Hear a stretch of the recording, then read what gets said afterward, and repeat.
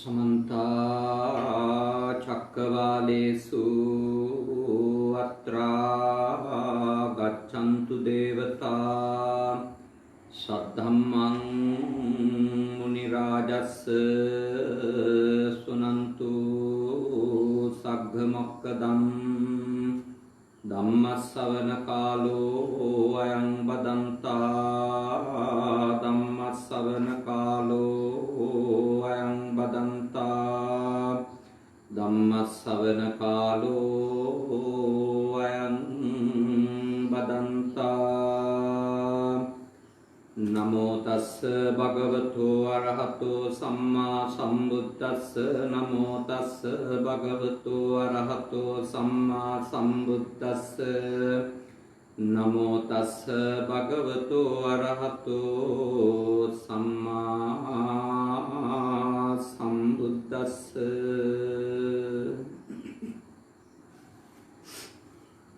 कारुणिक श्रद्धाकामी पितृතුනි අදත් උතුම් රතන සූත්‍ර දේශනාව ශ්‍රවණය කිරීමෙන් පස්සේ අපේ පින්වත් පිරිස වෙනුවෙන් කෙටි වෙලාවක් දහම් කරුණක් කියලා දෙන්න ඕනි කියලා අපි කල්පනා කරා.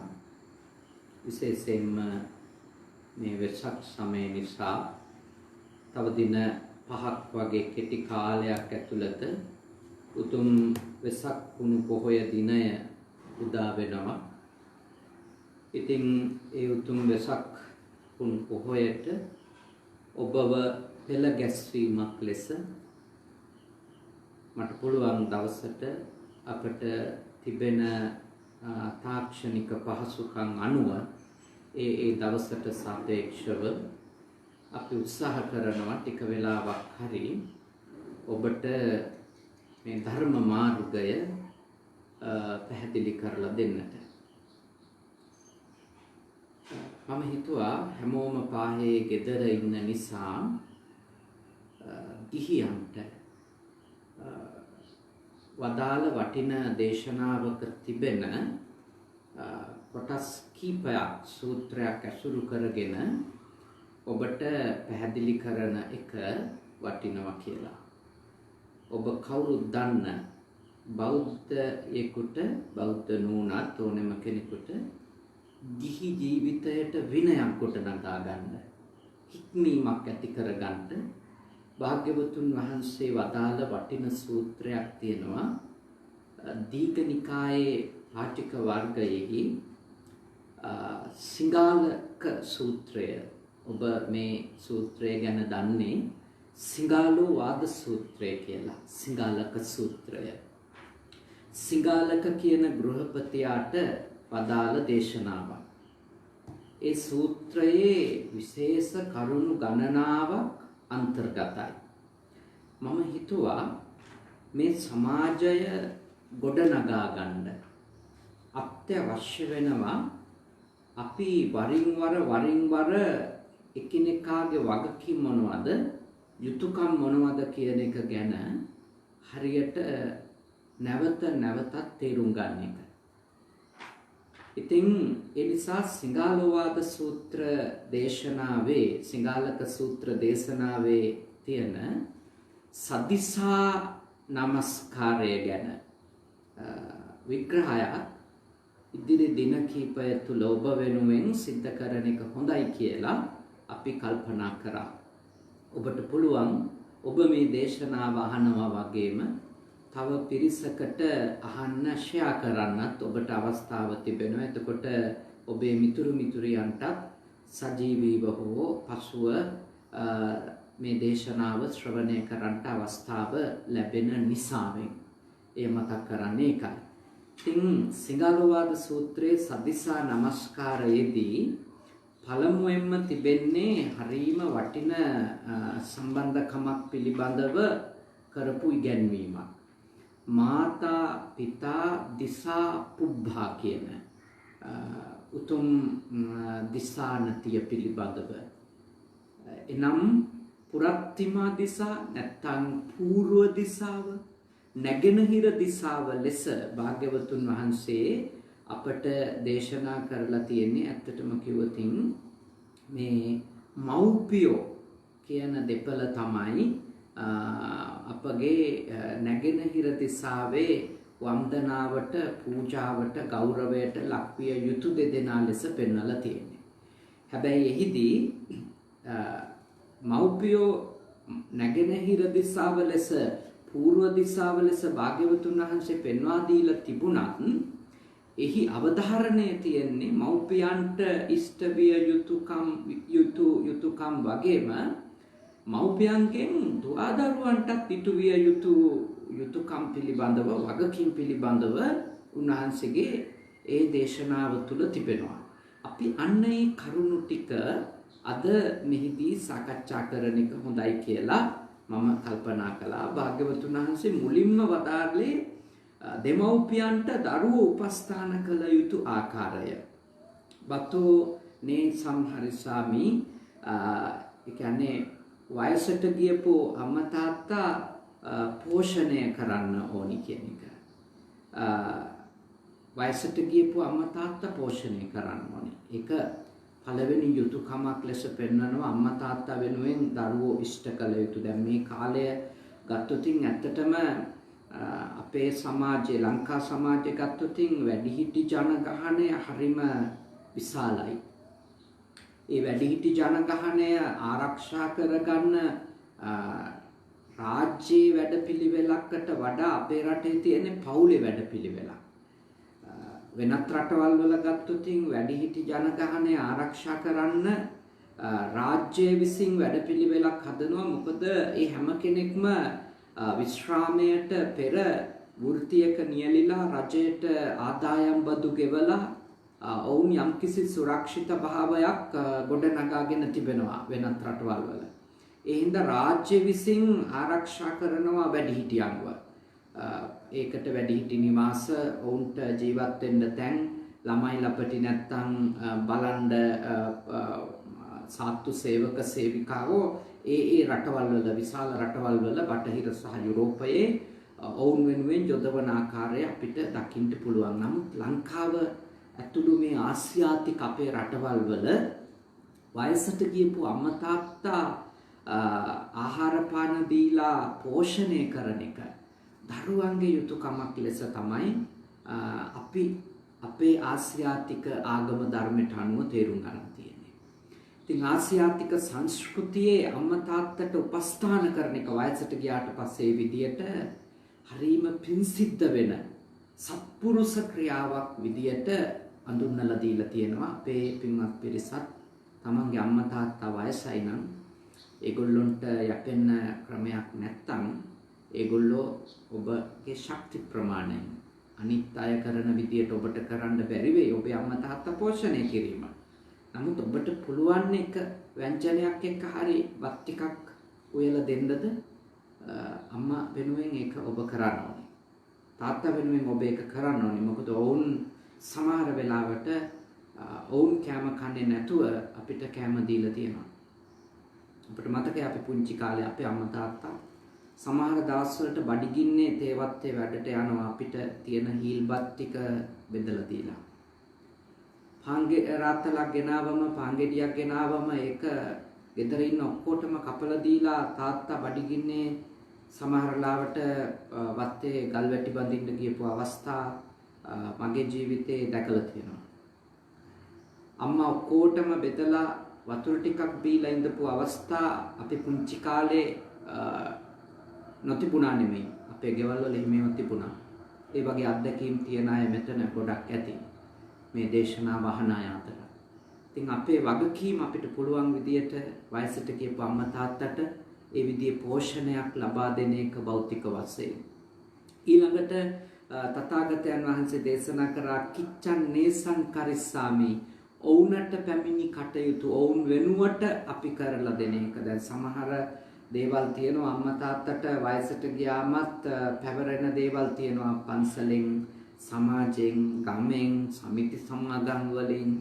එහෙම අම්මට තාත්තට එන පැවරෙන කොටස් තියෙනවා. හැබැයි ඔවුන් ආසයි ඒව කරන්නේ ඔවුන් කායිකව දුර්වලයි.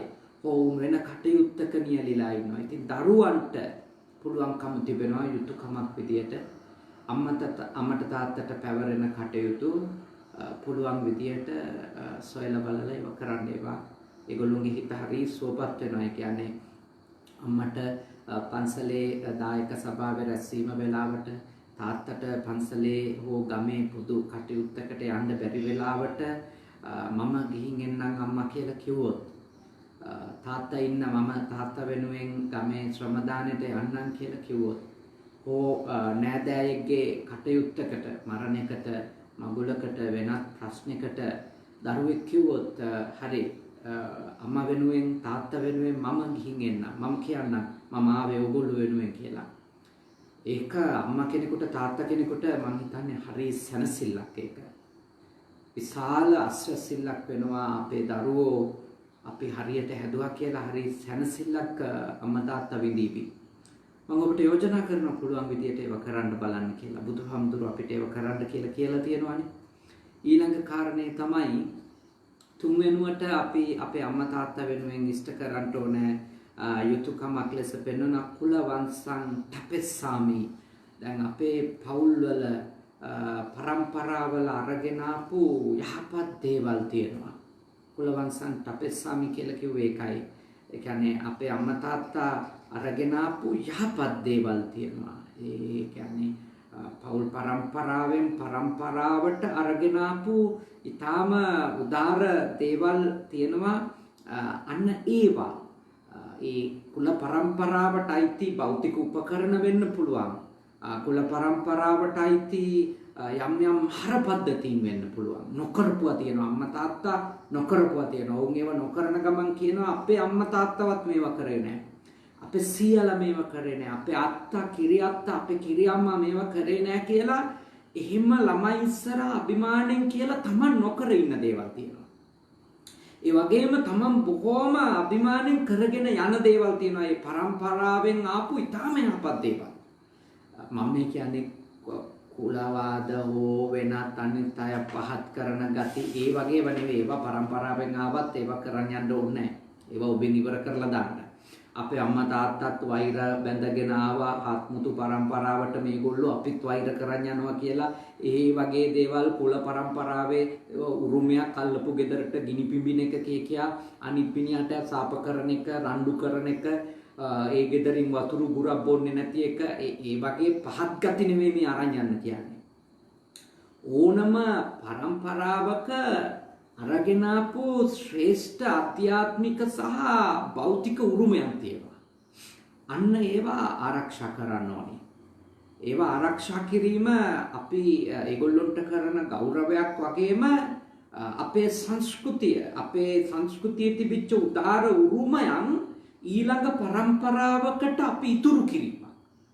දැන් ලෝකේ ඕනම රටක එහෙම තිබිච්ච ඉපැරණි සංස්කෘතික උරුමයන් අත ඔවුන් ඒවා පුදුම විදියට ආරක්ෂා කරගන්න බලනවා. ඒ පැරණි වැඩිහිටියෝ ගාව තිබිච්ච සිරිත් විරිත් සම්ප්‍රදායන් දැනුම සමහර යම් සාහිත්‍ය නිර්මාණ කලා නිර්මාණ බොහොම කැප වෙලා රකින්න ලෝකේ. ඒවා ඒගොල්ලෝ කියන්නේ ඒවා ආරක්ෂා කරගන්න ඕනි කියලා. ඉතින් අපි ඔය ටිකක් නවීන වෙනකොට අපේ පැරණි දේවල් වලට පහින් ගහන එකයි පහත් කරන එකයි ඔය බෞද්ධ මිනිස්සුන්ගේ ගාව ලංකාවේ මිනිස්සු ගාව ටිකක් තියෙනවා. ඒත් මම යෝජනා කරනවා මේ බුදුරජාණන් වහන්සේ නමකගේ මුවින් යම් දේවල් දේශනා වෙලා තියෙන්නේ ලොකු අර්ථයක් ඇතුව. ඒ හින්දා අම්මා තාත්තා මොනම හරි පරම්පරාවෙන් ගෙනාපු යහපත් උරුමයන් තියෙනවා නම් ඒව ඉස්සරහට අරන් යන්න. අද ඒවා ප්‍රයෝජනවත් නැති වුණාට කවදා හරි ප්‍රයෝජනවත් වෙයි. කාට හරි ප්‍රයෝජනවත් වෙයි. නරක ගති නම් පරම්පරාවෙන් ආවත් ගෙනියන්න එපා. ඒත් යහපත් ඒවා යහපත් ද්‍රව්‍ය යහපත් භෞතික මෙවලම් උදාර උරුමයන් ඒ වගේම උදාර ආකල්ප දැනුම ඒ වගේ දේවල් අරන් යන්න ඉස්සරහට. ඒව ගෙනියන එක අපේ ලෝකයට කරන මෙහෙවරක් අම්මා තාත්තට කරන ගෞරවයක්. ඊළඟට භාග්‍යවතුන් වහන්සේ දේශනා කරන දායජ්ජං පටිපච්ඡාමි කියලා. ඒ කියන්නේ අම්මා තාත්තගෙන් ලැබුණු දායාදයක් තියෙනවා නම් ඒ කියන්නේ ඉස්සර ඔය කිව්වේ දෑවැද්ද කියලා. දෑවැද්දක් දායාදයක් නැත්තම් අම්මා තාත්තා ඔබට දීපු ඉඩමක් කඩමක් වෙන්න පුළුවන්. ගෙයක් දොරක් වෙන්න පුළුවන්. මොකක් හරි භෞතික දෙයක් ඔබට අරන් දීපු එකක් වෙන්න පුළුවන් අම්මා තාත්තා. භාග්‍යවතුන් වහන්සේ දේශනා කරන ඒවා ආරක්ෂා කරන්න කියලා. ඉතින් ගොඩක් අයට දැන් තේරෙනවා ඇතිනේ අම්මා තාත්තා දීපු කුඹුරුවක් කරපාගේ විකුණන් කාපු එකේ අරුමුදේ දැන් තේරෙනවා ඇතිනේ. අම්මා තාත්තා බොහොම අමාරුවෙන් අවුරුදු ගණන් ණය ගෙවලා ගත්තු පර්චේස් විස්සෙනුත් 10ක් විකුණපු එකේ අවුල දැන් තේරෙනවා ඇතිනේ. ඒ පර්චස් 10 ඉතුරු කරන් හිටියානම් අද මේ මිරිස් ගහක් හරි ඉඳගන්න පුළුවන් නේද කියන එක තේරෙනවා නේද? ඒ කියන්නේ මේ නාගරික ඉඩකඩම් තිබිච්ච අය ඒ නාගරික ඉඩකඩම් ඔක්කොම මේ විකුණලා නැත්තට නැති කරගත්තු එක තමන්ට ඒ කෙටි කාලීනව ලැබෙන වාසිවලට ලාභවලට තමන්ගේ ඉඩකඩම් විකුණලා දාලා කැලෑවලට ලඳුවලට ගියපු එකේ ප්‍රශ්න දැන් මම හිතන්නේ ගොඩක් අයට තේරෙනවා. දැන් බුදුරජාණන් වහන්සේ දේශනා කරන ඔබට එහෙම ලැබුණු දෙයක් තියෙනවා නම් ඒක ආරක්ෂා කරන්න. අඩුම ඔබට ඒක වැඩි කරන්න බැරි නම් ඔබට පුළුවන්කම තිබෙනවා ඒක නැති කරන එක. ඒක විනාශ කරලා දාන එක නවත්ත ගන්න. ඒක මම හිතන්නේ ඕනෙම ජන කණ්ඩායමකට ලොකු රැකවරණයක් අම්මා තාත්තා දීපු දේවල් ආරක්ෂා කරන් ඉස්සරහට යන එක. ඕනම ජාතියකට. ඒ කියන්නේ ගොඩාක් ලෝකේ ජාතීන් ජන වර්ගයන් ඉස්සරහට ඇවිල්ලා තියෙන්නේ ඒ પરම්පරාවෙන් ආපු උරුමයන් විනාශ නොකර ඒවා හරියට ආයෝජනය කරලා ඒවයින් තව දේවල් නිෂ්පාදනය කරන්න තරම් සමත් වෙච්ච අය තමයි ඇත්තටම ලෝකේ තැනකට ඇවිල්ලා තියෙන්නේ. බබලෙන දියුණු ජනතාවන් බවට මිනිස්සු බවට පත් වෙලා තියෙන්නේ දෙමව්පියෝ දෙන දේනොත් තව දෙයක් වැඩි කරපු අය. නැතුව දෙමව්පියෝ දෙන දේ විකුණගෙන එදා වේල කාලා උඩ පැනලා නටලා ඉඳපු කට්ටිය නෙමෙයි ලෝකේ දියුණු විදියට ඉන්නේ. ඉන්න හොඳට හිතන්න ඒවා බොහොම බුද්ධිමත්ව කල්පනා කරන්න මේවා බුදුහාමුදුරුවෝ ඉතින් ගොඩාක් දුර දැකලානේ කියලා තියෙන්නේ අපිට. ගොඩාක් දුර දැකලා. මේවා මේ දවස් දෙක තුනක් ඉස්සරහට බලලා දේශනා කරපුවම නෙමෙයිනේ. සිංහලක ගෘහපතියට තමන්ගේ අම්මටයි තාත්තටයි සලකන්න ඕන නම් ලෞකික ජීවිතයේදී අවධාරණය කරනවා ඔය දීපුවා ආරක්ෂා කරගන්න කියලා. ඊළඟට ඊටාම වැදගත් කරුණක් කියනවා භාග්‍යවතුන් වහන්සේ දේශනා කරනවා අතවාපන පේතානං කාලකතානං දක්ඛිනං අනුපදස්සාමීති. ඒ කිව්වේ කලුරිය කරපු පරලෝකීය මව්පියන් වෙනුවෙන් දම්පැම් දීලා පිම්පෙත් අනුමෝදන් කරා. දැන් ඒකත් හරි විශිෂ්ට දෙයක්. දැන් එහෙම දම්පැම් දීලා පිම්පෙත් අනුමෝදන් කිරීමක් කරන්න කියලා මේ අපිට ඉදිරියට කතා කරගෙන යනකොට තේරෙයි අම්මා තාත්තා වෙනුවෙන් විතරමයි ඒ පින්දීම දරුවන්ට අනිවාර්යෙන් කරන්න කියලා තියෙනවා. අම්මා තාත්තා වෙනුවෙන් දම් දෙන්න කියලා තියෙනවා. අම්මා තාත්තා වෙනුවෙන් පින්කම් කරන්න කියලා තියෙනවා. ඉතින් මෙන්න මේ කරුණු ටික දරුවෝ දෙමව්පියන්ට ඉෂ්ට කරන්න ඕන යුතුයකම්. මේවා ලෞකික ජීවිතයේ දේවල්. ඒක මතක තියාගන්න. මේවා ලෞකික ජීවිතයට අදාළ. වෙන දේශනා කරලා තියෙන ආධ්‍යාත්මිකව කරන්න ඕන උපස්ථාන ගැන සුප්පතිකාරක සූත්‍රය වගේ සූත්‍රවල අම්මා තාත්තා වෙනුවෙන් කළ යුතු ආධ්‍යාත්මික උපස්ථාන වෙනම සාකච්ඡා කරලා තියෙනවා. මේ තමයි ලෞකික ජීවිතයක ප්‍රශ්න. දැන් බලන්න මෙතන කොච්චර ලස්සනට ඒ අම්මා තාත්තගේ හිත සුවපත් කරන විදිය, අම්මා තාත්තගේ හරහාපු දැනුම සුරක්ෂිත කරන විදිය, ඊළඟට අම්මා තාත්තා හරහාපු ධනය සුරක්ෂිත කරන විදිය, ඊළඟට අම්මා තාත්තා වෙනුවෙන් කළගුණ සලකන විදිය, මේ කාරණා ඔක්කොම ටික මේ කරුණු පහේ අන්තර්ගතයිනේ. ඇත්තටම මේ කරුණු වලින් අම්මෙකුට තාත්තෙකුට උපස්ථාන කරනවා නම් මේ කොච්චර සතුටින් කොච්චර ලස්සනට මේ ලෝකය අපිට පවත්වාගෙන යන්න පුළුවන් වෙනවද?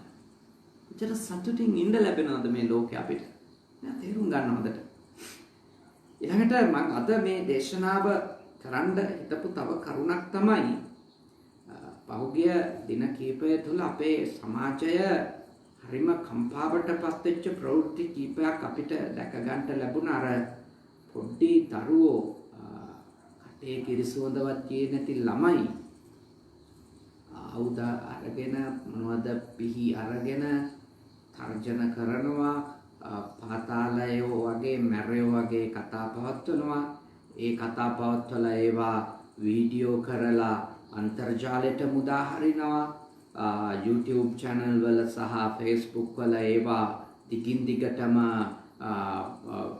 ෂෙයා වෙමින් වමාරු වෙමින් තිබෙනවා. බොහොම නරක තත්ත්වයක් පහුගිය සතිය හමාර තුල අපේ සමාජය අපිට දැක ගන්නට ලැබුණා. මම සතුටු වෙනවා ඊයේ සන්ධ්‍යායාමයේ වෙනකොට ළමා රක්ෂක අධිකාරිය ඒ සඳහා අවශ්‍ය කරන ක්‍රියාමාර්ග අරගෙන තියෙනවා. සැලකිය යුතු ක්‍රියාමාර්ග ප්‍රමාණය.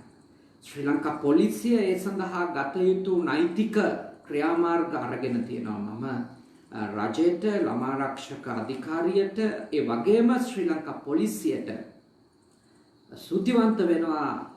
ලංකා සමාජය වෙනුවෙන් පින් දෙනවා. විශේෂයෙන්ම ඒ ළමයින්ව අපයෝජනය කරපු ඒ දරුවන්ව වැරදි විදියට යොදවපු ඒ දරුවන්ව හරි මාර්ගයට ගන්න වහාම නෛතිකව මැදිහත් වීම ගැන. ඒකට බොහොම පින් සිද්ධ වෙනවා සහ ස්තුතිවන්ත වෙනවා. ඒක ඔබලාගේ වගකීමක්, ඔබ රටේ පුරවැසියා වෙනුවෙන් ඉෂ්ට කිරීමක්. ඒක මා ඊටම ප්‍රශංසා කරනවා. ඊටම ඉක්මනින් ඒ සඳහා ක්‍රියාත්මක වීම ගැන. මොකද ඒක ඇතුලේ අපිට ඇති වුණේ විශාල භීතියක්. මේ රට කොතනටද යන්නේ කියලා. මේ සමාජ කොතනටද යමින් ඉන්නේ කියන විශාල භීතියක් අපිට ඇති වුණා. ඇත්තටම ඒ දරුවන්ගේ වචන, ඒ දරුවෝ හැසිරෙන හැටි මතක තියාගන්න. මේ අහම්බයක් නොවන බව, මේ සමාජය කුණු වෙලා තියෙන තරම කොච්චරද කියන එක ඔය දුර්ගන්ධයක් විදියට එළියට ආපු අවස්ථාවක්. ඒක මතක තියාගන්න. ඒක ඔය දරුවෝ 3-4 දෙනාගේ ප්‍රශ්නෙම නෙමෙයි ඔය. ඕක තමයි ලංකා සමාජයේ දරුවෝ බහුතරයකගේ ඉරණම. ඔය විදියට තමයි ලියවෙමින් තියෙන්නේ. හේතුව මොකද්ද? දෙමව්පියෝ ගොඩක් අය දන්නේ නැහැ. හැම අම්මෙක්ම නෙමෙයි, හැම තාත්තෙක්ම නෙමෙයි, ගොඩක් දෙමව්පියෝ දන්නේ නැහැ තමන්ගේ දරුවෝ වෙනුවෙන් තමන් කළ යුතු දේ මොකක්ද කියලා. තමන් නොකළ යුතු දේ මොකක්ද කියලා. තමන්ගේ දරුවන්ට කරන්න දිය යුතු දේ සහ නොදිය යුතු දේ මොකක්ද කියලා. ඒක ගොඩක් අය දන්නේ නැහැ. සිංහලවාද සූත්‍රයේ භාග්‍යවතුන් වහන්සේ දරුවන්ට අනුකම්පා කරනවා නම්, ඒ කියන්නේ දරුවන්ට කරුණාවන්ත නම් අම්මා තාත්තා දරුවෝ ගැන හිතනවා නම් මොකද්ද දේශනා කරන්නේ? පළමුවෙන්ම පාපා නිවාරෙන්ති. ඉස්සෙල්ලාම කරන්න ඕනි තමන්ගේ දරුවා පවෙන් වළක්වන එක. දෙමව්පියෝ කීයෙන් කී දෙනාද දන්නේ දරුවන්ට ඉෂ්ට වෙන්න ඕනේ පළවෙනි යුතුයකම ඒක කියලා? ගොඩාක් අය හිතන්නේ මොකද්ද? ඉෂ්ට වෙන්න ඕනේ පළවෙනි යුතුයකම කියලා? පුළුවන් තරම් ලොකුම ඉස්කෝලේකට යවන එක, තරඟකාරීව අධ්‍යාපනය දීලා ලොකු තනතුරකට තමන්ගේ දරුවා ඇදන් යන එක. ඒව තමයි පළවෙනි යුතුයකම කියලා ගොඩක් අය හිතන්නේ. නෑ. භාග්‍යවතුන් වහන්සේ පළමු යුතුයකම කියලා වදාළේ මොකද්ද? පාපා නිවාරේති. දරුවන්ට පාපය මොකද්ද කියලා දෙන්න ඕනේ. පාපය මොකද්ද? ඒ කිව්වේ වැරද්ද මොකද්ද කියලා දෙන්න ඕනේ. නරක මොකද්ද කියලා දෙන්න ඕනේ. අකුසලය මොකද්ද කියලා දෙන්න ඕනේ. අශිෂ්ටකම කියන්නේ මොකද්ද කියලා දෙන්න ඕනේ. නැහැදිච්චකම කියන්නේ මොකද්ද කියලා දෙන්න ඕනේ. අශීලාචාරකම කියන්නේ මොකද්ද කියලා දෙන්න ඕනේ. අවිනය මොකද්ද කියලා දෙන්න ඕනේ. ඒක දෙමව්පියන්ගේ යුතුයකම. දැන් අද අර දරුවන්ට කටේ කිරිසුවඳ යන්නත් කලින් පොලිසි ගාන යන්න උනේ ඇයි? ඇයි එමුනේ? වැරද්ද මොකක්ද කියලා දීපු අම්මෙක්ගේ දරුවන්ට හිටපු නැතිඳ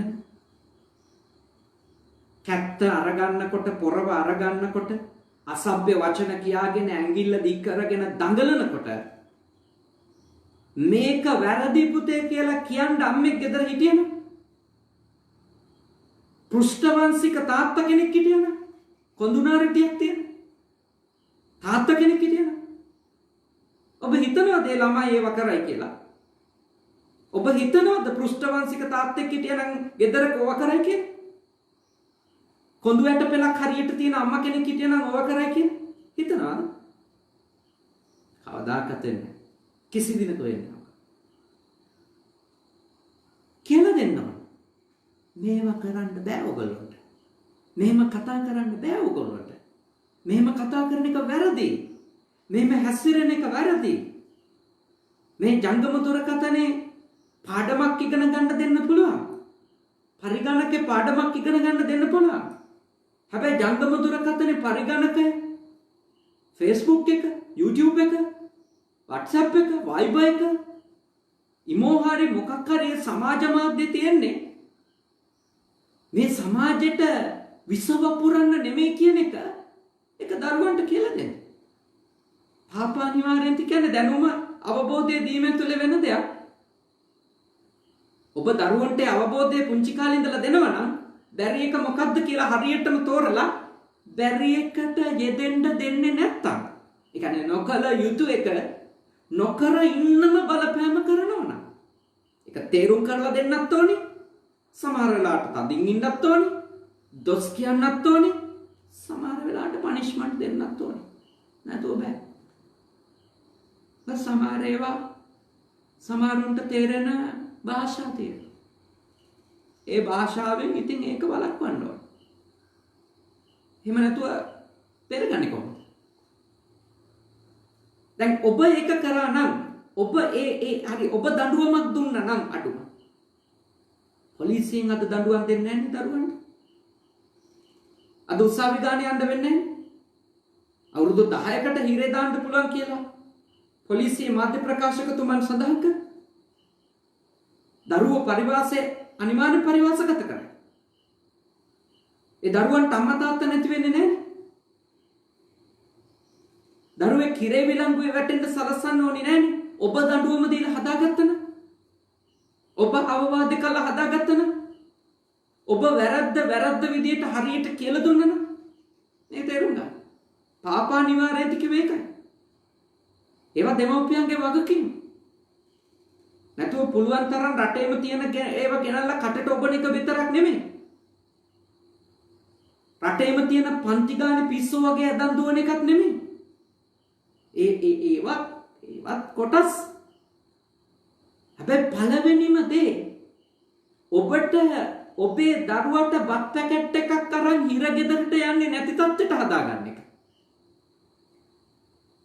කවුද මේ ළමයි හදපු අම්මලා කියලා සමාජෙන් සාප කරන්නේ නැති වෙන්න ඔබ ඔබේ ළමයා හදන එක. කවුද මේ ළමයාගේ තාත්තා කියලා සමාජෙන් අවඥාවෙන් සාප කර අහන්න නැති වෙන්න ඔබේ ළමයා හදන එක තාත්තගේ වගකීම. තාත්තගේ යුතුයකම. තාත්තලේව තේරුම් ගන්න. ඒ ඔබලාගේ වගකීම. බක්මාලු පිණි ගෙනල්ලා පුරවන්න එක විතරක් නෙමෙයි. ඔළුව හදන්න. හිත හදන්න. පාපා නිවාරේති කියලා භාග්‍යවතුන් වහන්සේ පළවෙනි යුතුයකම ලෙස දේශනා කළේ ඒකයි. පවෙන් වළක්ව ගන්න. පවෙන්. දෙවෙනි යුතුයකම මොකක්ද? දෙවෙනි යුතුයකම භාග්‍යවතුන් වහන්සේ දේශනා කරනවා කල්යාණේ නිවේසෙන්ති. බලන්න හොඳ දේවල් වල යොදවන්න. මුලින් නරක දේවල් වලින් වළක්වන්න. දෙවෙනියට භාග්‍යවතුන් වහන්සේ දේශනා කරන හොඳ දේවල් වල යොදවන්න. කොච්චර උතුම් මඟ පෙන්වීමක් අපිට කරලා තියෙද ළමයි ටික හරියට හදා ගන්නවා නම් ළමයි ටික හදා ගන්නවා නම් මේ කරලා තියෙන මඟ පෙන්වීම මදිද? මම ඔබට සිහිපත් කරනවා මේ ඔළුවට ගන්න දෙයියනේ කියලා. මේවා ඔළුවට අරන් මේ ඉන්න කාලේ ටිකක් හිතන්න මේ ඛේද වාචකයට පස්සේ හරි අපේ ළමයි විදියට හදනවා සත්තු විදියට හදන්න නැතුව කියලා. ළමයි ඉන්න ඕනේ ළමයි විදියට. ළමයි ඉන්න ඕනේ හැසිරෙන්න ඕනේ ළමයි විදියට. ළමයි කතා කරන්න ඕනේ ළමයි විදියට. ළමයි අඳින්න ඕනේ ඇඳුම පැළඳුම ළමයි විදියට. ළමයි පාරේ තොටේ ඇවිදින්න ඕනේ ළමයි විදියට. තාත්තලා වගේ, අම්මලා වගේ, අම්මු රස්තියාදුකාරයෝ වගේ එහෙම හැසිරෙන්න හදන්න එපා. එහෙම හැසිරෙන්න දෙන්න එපා. හරියට කියන්න බැරි එක බෑ. කල යුතු එක කල යුතුයි කියලා. හොඳ දේ යොදවන්න. දැන් මගේ පන්සලේ පොඩි සායනාංශ ඒගොල්ලෝ කැමති වුණා. අකමැති වුණා. උදේ 5ට නැගිටින්න ඕන. 5:00 වෙනකොට බුදුන් වඳින්න ඕන. 6:00 වෙනකොට වත් පිළිවෙත් ටික ඉවර කරගන්න ඕනේ. සුද්ධ කරන්න ඕනේ. අතුපතු ගන්න ඕනේ. දානශාලාව සූදානම් කරන්න ඕනේ. වෙලාවට දානශාලාවට එන්න ඕනේ. කැමැතිද අකමැතිද වැඩක් නැහැ. වෙලාවට එන්න ඕන. හරි දේ කියලා දෙන්න. හරි දේ බලෙන් හරි යොදවන්න. අකමැති වුණාට කමන්නේ. අනේ මේ කිව්වට අහන්නේ නැහනේ.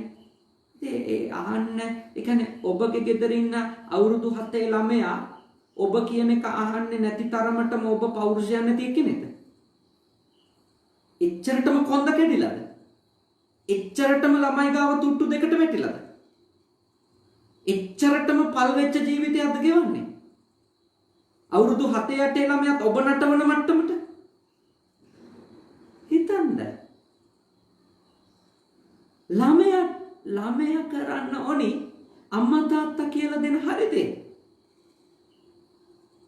අම්මා තාත්තා ළමයා බුදුන් වන්දවන්න ඕනි. වැඩි හිටියට වන්දවන්න ඕනි. වැරදි විදියට කතා කරොත් සමාව අරවගෙන හරි විදියට කතා කරවන්න ඕනි.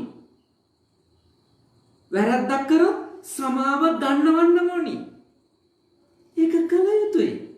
ඒකනේ දෙමව්පියන්ගේ යුතුයකම කියලා වද්‍යහඳුරු කියන දේවල් නෙවෙයි බුදුහාමුදුරුවෝ දේශනා කළා තියෙන්නේ. කල්යාණේ නිවේසෙන්ති. හොඳ දේවල් වල යොදවන්න. හොඳ දේවල් වල යොදවන්න ඉතින් සමහර වෙලාවට හොඳින් කිව්වන් දෙනවා. සමහර වෙලාවට ඉතින් හොඳින් කිව්වන් දෙන්නේ නැත්තම් ටිකක් අදට හරි කියන්න වෙනවා. නැත්තම් ඊට සාපේක්ෂ ඊට ප්‍රාමාණික පනිෂ්මන්ට් එකක් ඉතින් දෙන්න වෙනවා. නැත්තම් ඉතින් හොඳ දේ යෙදෙව්වේ නැති වුණාම පස්සේ දවසක අපිටනේ බනින්නේ. පස්සේ දවසක අපිට දොස් කියයි, අපිට නිନ୍ଦා අපහාස කරයි. කවදා හරි ලොකු හාමුදුරුවෝ අපිට ඕවා කිව්වද කියලා, අපිලා ඕවා කෙරෙව්වද කියලා අයනේ. අම්මලා තාත්තලා පුංචි කාලේ අපිට ඕවා කෙරෙව්වේ නැති එකනේ ප්‍රශ්නේ කියයි. ඉතින් ඕක අහන්න ඕනිද පස්සේ? මම ඔබට යෝජනා කරනවා ඔය අද ඔබට බනිනේව තියනවා නේද? පස්සේ දවසක ඔබගේ වල පැත්තටත් හැරිලා වඳිනවා. මොකද හේතුව මේවා කෙරෙව්වනේ මොන જાතියෙන් හරි අපේ අම්මා තාත්තා දැන් දෙයියනේ කියලා දන්නවනේ ටික කියලා. සත් දැන් මේ වෙලාවේ අඬනවද අකමැතිද මූණ එල්ලන් ඉන්නවද ඔය එකක්වත් වැඩක් නැහැ. එල්ලන් ඉන්න දෙන්න. අඬන්න දෙන්න. හැබැයි නොකල යුතු එක නොකර ඉන්න ඕනේ. කල යුතු එක අනිවාර්යෙන් කරන්න ඕනේ. හරියට කියලා දෙන්න. එහෙම වුණොත් අපේ රටට හොඳ කලක් එයි. නැත්නම් අපේ රටේ ඉදිරියට තව ඊට වැඩිය නරි නාටක බලන්න වෙයි. පොන්චෙවුන් පාරවල් දිගේ දැන් ඉන්නේ YouTube එකේනේ. දැන් ඉන්නේ Facebook එකේනේ. කැතිමන් අරගෙන පුංචෙවුන් පාරවල් දිගේ කැතිමන් අරගෙන එන දවස වැඩි ඈතක නෙමෙයි හරියට හැදුවේ නැතොත්. හරියට තේරුම් අරන් හදන්න. හරියට කියලා දෙන්න. බුද්ධිමත්ව කියලා දෙන්න. හරි පෞරුෂයක් ඇතුව අම්මේ තාත්තෙක් විදියට වැඩ කරන්න ලංකාව වෙනස් වෙනවා. වෙනස් කරන්න පුළුවන්. එහෙම වෙනස් කරන්න බැරි જાතීන් කියලා જાතියක් නැහැ. ඒකට ඕනි හරියට මඟ පෙන්වන අම්මා තාත්තා ඉන්න එක. ඊළඟ කාරණේ දරුවෝ වෙනුවෙන් අත්‍යවශ්‍යයි තුන්වෙනි කාරණේ සික්ඛං සික්ඛාපේති. සික්ඛං සික්ඛාපෙන්ති. හොඳට උගන්වන්න ඕන. සික්ඛං සික්ඛාපෙන්ති කියන්නේ හොඳට උගන්වන්න ඕන. හොඳට උගන්වන්න ඕන. ශිල්ප ශාස්ත්‍ර උගන්වන්න. ඒකවේ ඉස්කෝලේ ඉස්කෝලේ යවල හොඳට දැනුගත් ළමෙක් කරා. මොකද එයාට ලෞකික ජීවිතයක් ගෙවන්න එයාට දැනුම ඕනනේ. එයාට හොඳ අධ්‍යාපනයක් ඕනනේ. එයාට වෘත්තියක් කරන්න නම් එයා එයාගේ මුල් අවුරුදු 13ක කාලය ගත්තොතින් එයා උසස් පෙළ ඉවර වෙනකම් අනිවාර්යයෙන්ම මූලික අධ්‍යාපනය ඉතාම හොඳින් කරගන්න ඕනේ. ඊළඟට විශ්වවිද්‍යාලයකට ගිහිල්ලා වෙනත් ආයතනයකට ගිහිල්ලා විශේෂ උපාධියක් සහිත කෙනෙක් බවට පත් කරන්න ඕනේ ඔබේ දරුවෝ. ඒක මම කිව්වේ නැතත් ඔබ කරනවා ඒකට උනන්දු වෙන්න. ඒකට උනන්දු වෙන්න. මොකද එතකොට දරුවන්ට ගොඩාක් ලොකු දේවල් දෑවැද්දවල් විදියට ඉතුරු කරන්න බැරි වුණත් හොඳට උගන්වලා තියෙනම් ඊට හැම මොන දෑවැද්දක්ද? ඒකම ලොකු දෑවැද්දක් නේ. ඒකම ලොකු දෑවැද්දක්. උගත්කම හොඳ රස්සාවක් කරන්න භාෂා දැනුම වෙනත් ශිල්පීය කුසලතා හොඳ විනය ඒ ටික ඉතින් හදලා තිබුණා කියන්නේ විශාල කෝටි ගානක දෑවැද්දක් දුන්නා වගේ තමයි. දැනුම තියෙනම් විනය තියෙනම් හැකියාවල් තියෙනම් ඉතින් ඒ වගේ ළමයා කොහෙත් පිළිගන්නේ.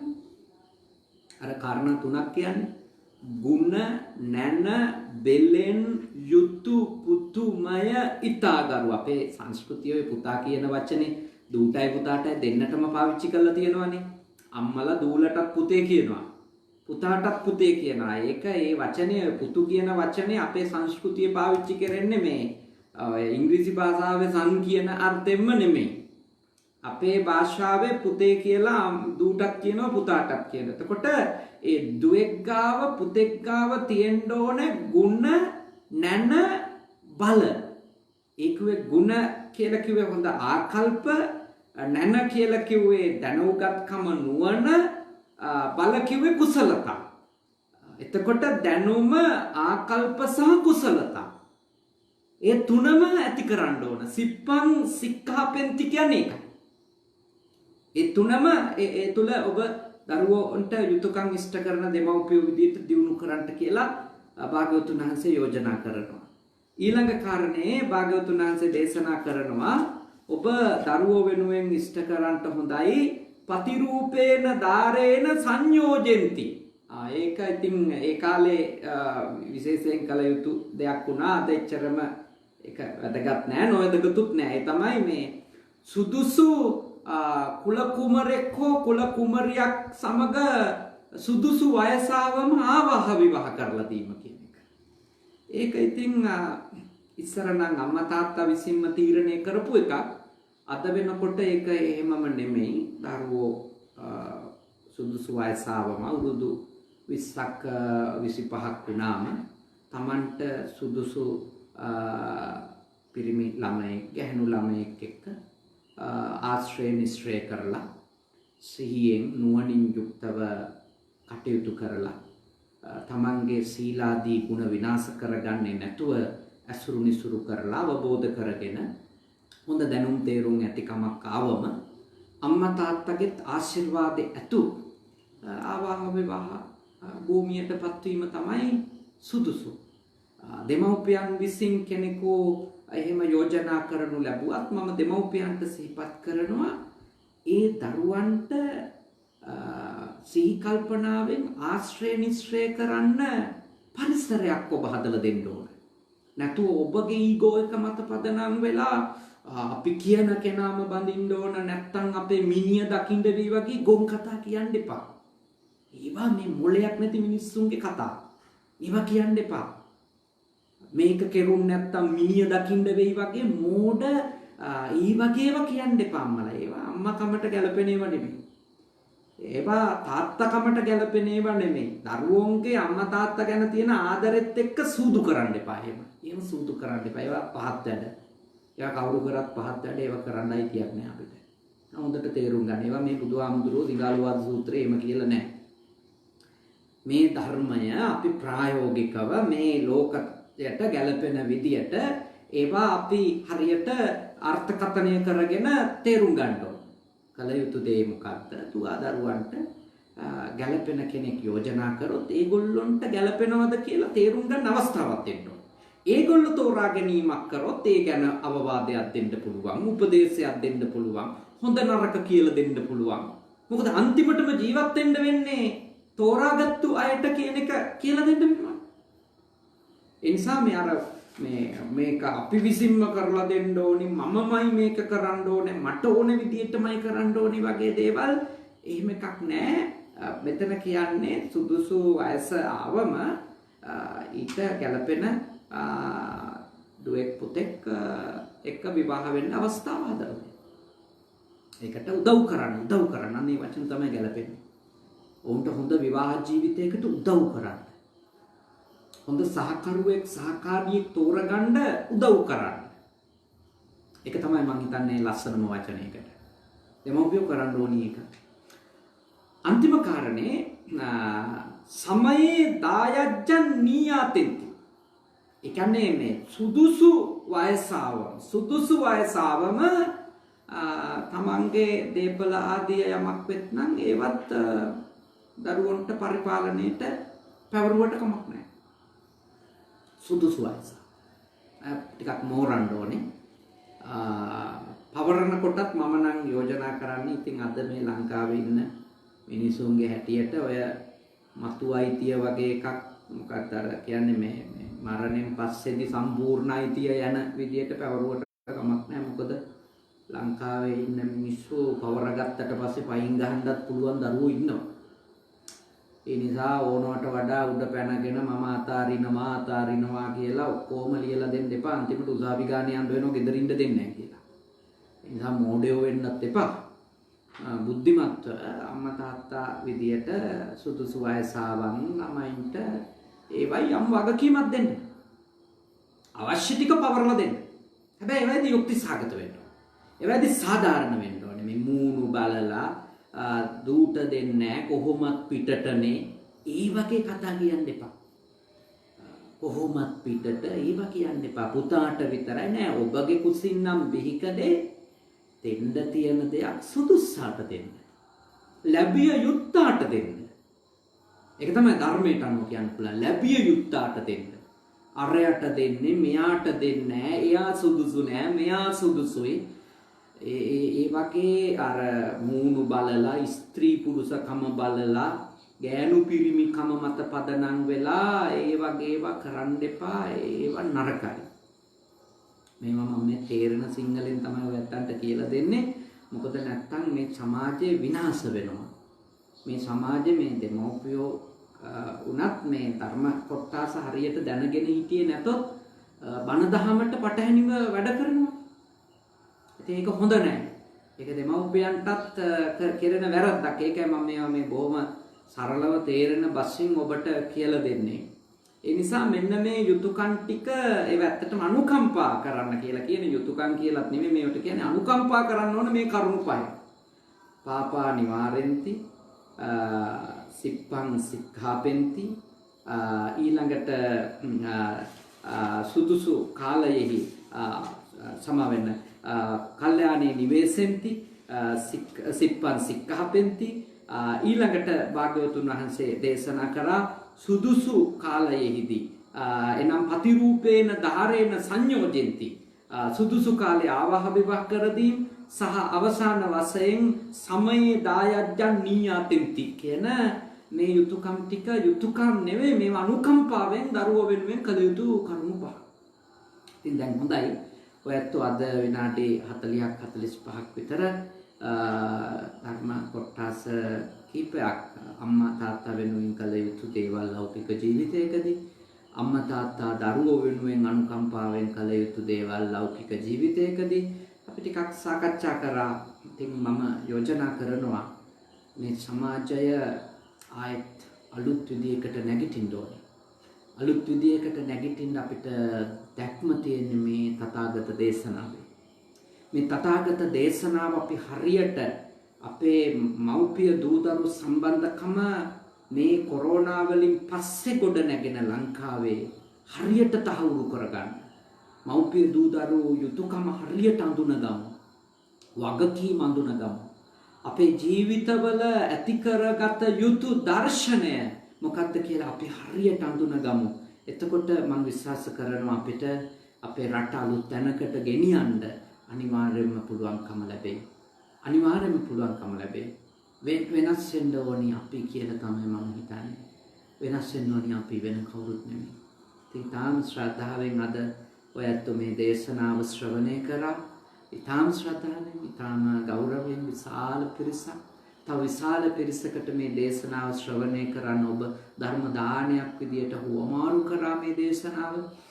ඉතින් රැස් කරගත්ත පින් කුසල් අපේ රට වෙනුවෙන් ජීවිතේ පූජා කරපු විරෝධාර රණවිරුවන් ඇතුළු කොට ඔබේ අපේ නමින් පුද්ගලිකව මිය ගියපු ගුරුවරු, දෙමව්පියෝ, ඥාති හිත මිත්‍රාදීන් මේ පින් අත් කරගනිත්වා. මේ ව්‍යසනය නිසා, මේ වසංගතය නිසා ලෝකේ පුරාම මිය ගියපු සියලුම ජනතාව, සියලුම සත්වයෝ සුවපත් වෙත්වා, නිදුක් වෙත්වා, නිවන් අවබෝධ කරගනිත්වා. සාදු සාදු සාදු.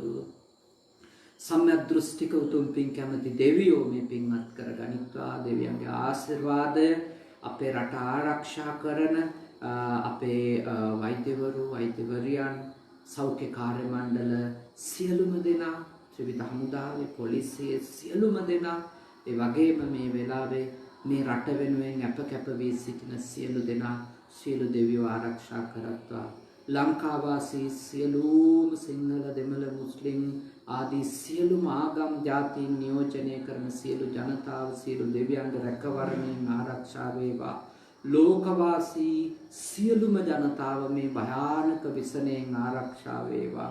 කිසිවෙකුගේ ජීවිතයට අනතුරක් නොවේවා. කිසිවෙකුගේ ජීවිතය විනාශ නොවේවා.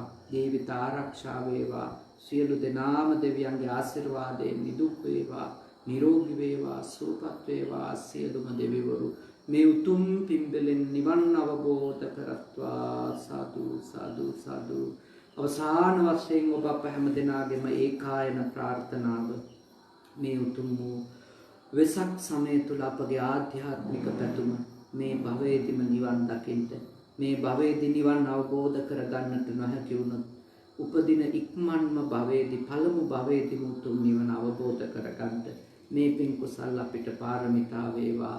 එතෙක් සත්පුරුෂයෝ මුණ ගැහේවා, කල්යාණ මිත්‍රයෝ මුණ ගැහේවා, සද්ධර්මය මැසේවා, ධර්මානුධර්ම ප්‍රතිපත්ති පුරන්නට ලැබේවා. ඉක්මන් භවයකදී නිවන් දකින්නට මේ පින් කුසල් පාරමී ධර්ම දේවා. සාදු සාදු සාදු. ආකාසට්ටා ච බුම්මට්ටා දේවානාගා මහිත්‍තිකා පුඤ්ඤන්තං අනුමෝදිත්වා චිරන් රක්ඛන්තු ශාසනං. ආකාසට්ටා ච බුම්මට්ටා දේවානාගා මහිත්‍තිකා පුඤ්ඤන්තං අනුමෝදිත්වා චිරන් රක්ඛන්තු දේශනං. ආකාසට්ටා ච බුම්මට්ටා දේවානාගා මහිත්‍තිකා පුඤ්ඤන්තං අනුමෝදිත්වා චිරන් රක්ඛන්තු මම් පරන්ති. ඔබටත්, රටටත්, ලෝකයටත් තෙරුවන් සරණයි.